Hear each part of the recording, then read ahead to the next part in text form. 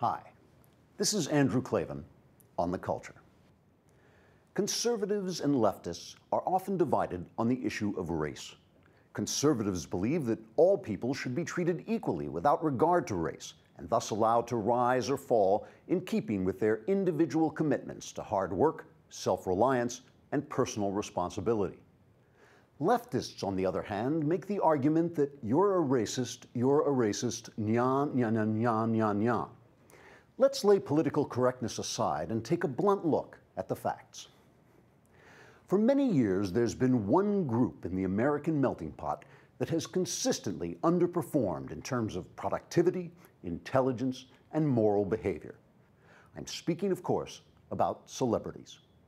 Despite every effort to lift them above their degraded state, celebrities continue to wallow in lawlessness, substance abuse, and an out-of-wedlock birth rate certain to lead to generational social catastrophe. Indeed, stripped of their physical attractiveness and wealth, and judged solely on their behavior, celebrities can clearly be seen to be among the most vulgar and barbaric classes of American society. Some say the problem is genetic, and point to studies showing that celebrities consistently score lower on IQ tests than other challenged groups such as buffoons and hedgehogs. Some cite celebrities' historical disadvantages, including their virtual slavery in the Hollywood studio system, a shameful episode in American history whose harmful after effects lingered well into the third hour of Cleopatra.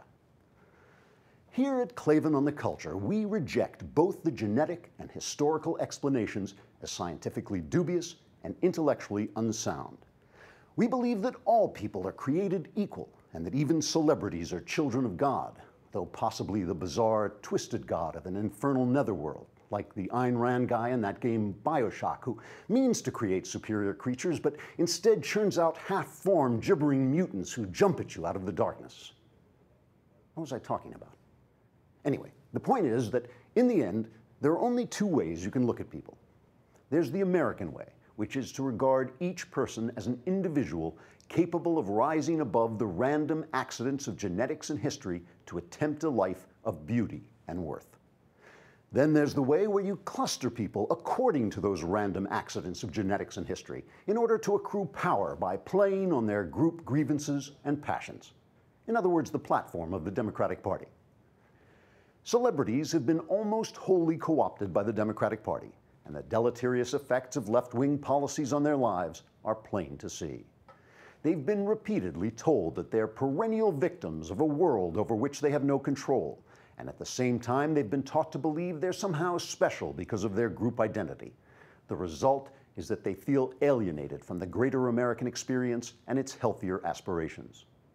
They've been absolved of personal responsibility for their bad actions and subsidized in destructive behaviors, and the result is that those behaviors have increased. Some have even been given positions, money, and recognition they have in no way earned or deserved, and the result is more George Clooney movies. The ugly truth is that these policies were never really intended to improve the lot of celebrities at all. They're merely meant to win votes and power for Democrats by making rich Democrat liberals feel virtuous and superior while rendering poor celebrities dependent on the party for their survival and self-esteem. The overall effect is almost as bad as the old studio system, only now, through the Democrats' cynical use of interest group politics, celebrities have been manipulated into participating in their own degradation. By the way, liberal policies are also poisonous for minorities, but until we finish talking about celebrities, we just haven't got time to deal with them. This is Andrew Klavan on The Culture.